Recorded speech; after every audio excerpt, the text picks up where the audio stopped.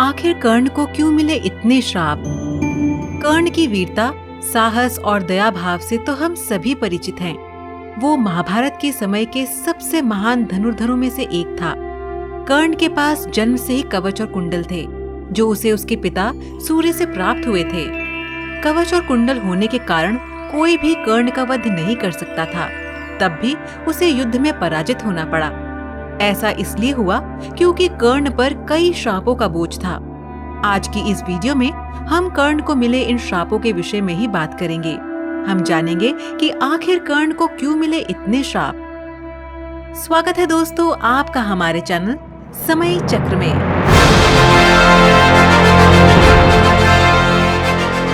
कर्ण का जन्म। दोस्तों, ये तो हम सब जानते हैं कि विवाह से पूर्व सूर्य का आवाहन करके कुंती ने कर्ण को प्राप्त किया था।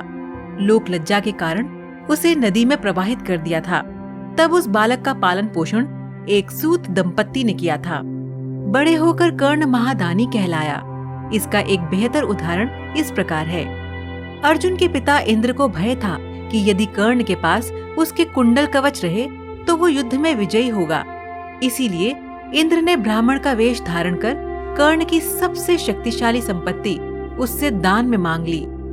महादानी कर्ण ने बिना कुछ सोचे अपने कुंडल कवच दान कर दिए। कर्ण और परशुराम। धनुर्विद्या में निपुण होने के लिए कर्ण गुरु द्रोणाचार्य के पास ब्रह्मास्त्र का ज्ञान प्राप्त करने गया। परंतु द्रोणाचार्य ने ये कहा कि ये ज्ञान केवल एक ब्राह्मण या एक तपस्वी क्षत्रिय को ही दिया जा सकता है। तुम इनमें से किसी भी वर्ग के नहीं हो, इसलिए मैं तुम्हें ये विद्या नहीं सिखा सकता।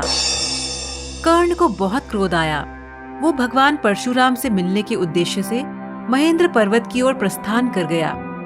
वहाँ उसकी भेंट परशुराम से हुई।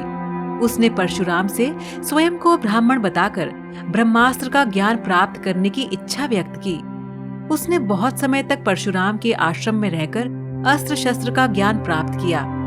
पहला श्राप। एक बार शिकार के समय उसने गलती से एक ब्राह्मण की गाय की हत्या कर दी। कर्ण को अपनी इस गलती पर बहुत पछतावा हुआ। उसने ब्राह्मण को पूरी बात बताकर क्षमा मांगी। परंतु अपनी सबसे प्यारी गाय की हत्या की बात सुनकर ब्राह्मण का चेहरा गुस्से से लाल हो गया और उन्होंने उससे कहा, तुम्हारे इस अपराध का दंड मृत्यु होना चाहिए। मैं तुम्हें श्राप देता हूँ कि युद्ध भूमि में जब तुम शत्रु का सामना करोगे तब तुम्हारा रथ धरती में चला जाएगा और जिस प्रकार तुमने मेरी गाय की हत्या की है उसी प्रकार तुम्हारा शत्रु तुम्हारा मस्तिष्क धड़ से अलग करके तुम्हारी हत्या करेगा। और दोस्तों, इसी कारण महाभारत युद्ध में कर्ण के रथ का पहिया धरती में फंस गया था और अर्जुन ने अवसर देखकर उसका वध कर दिया।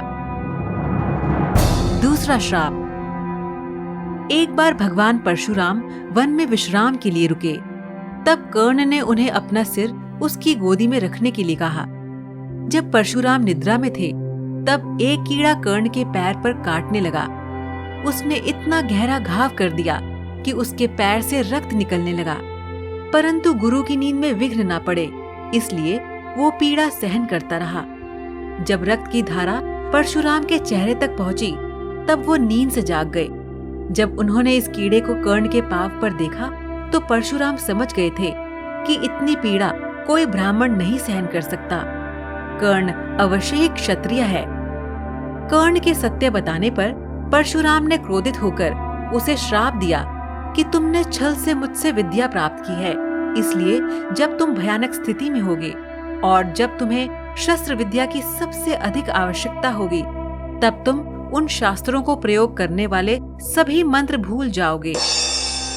कर्ण लज्जित होकर दुखी मन से वहां से चला गया और दुर्योधन के साथ सम्मिलित हुआ। बाद में उसने महाभारत युद्ध कौरवों की ओर से लड़ा। युद्ध भूमि में परशुराम के श्राप के कारण वो आवश्यकता पड़ने पर सभी विद्याएं भूल गया और ब्राह्मण के श्राप के कारण युद्ध में मारा गया। तो दर्शकों, हम उम्मीद करते हैं कि आपको ये वीडियो पसंद आया होगा।